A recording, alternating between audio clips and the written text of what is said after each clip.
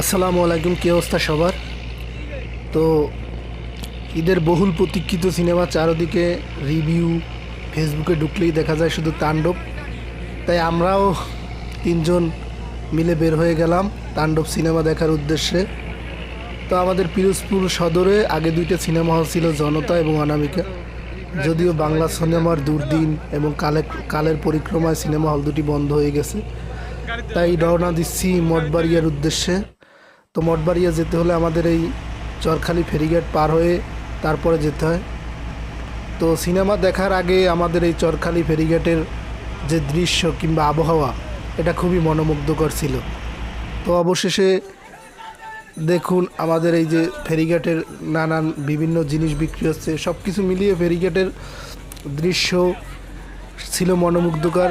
যদিও এদিনকে রোদের তাপ ছিল খুবই বেশি এবং গরম, তবে যাই হোক ফেরি জার্নিটা খুবই এনজয় করেছি।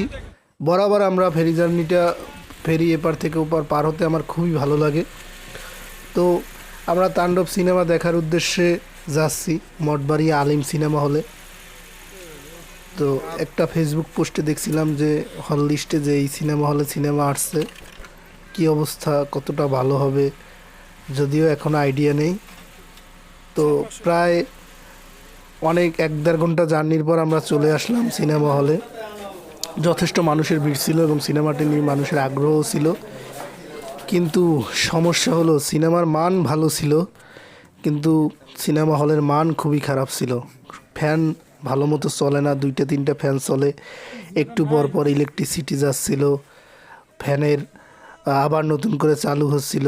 পর্দার অবস্থা খুবই ঘোলাটে, মানে ভালো করে ফেসও বোঝা যাচ্ছিল না। আমি এই অংশেটা কিছুটা ভিডিও করেছি একটা গানের, দেখুন মানে ভালোভাবে যে অভিনেতা অভিনেত্রীরা যে এক্সপ্রেশন দিচ্ছিল সেইটা পর্যন্ত ভালোভাবে বোঝা যাচ্ছিল না।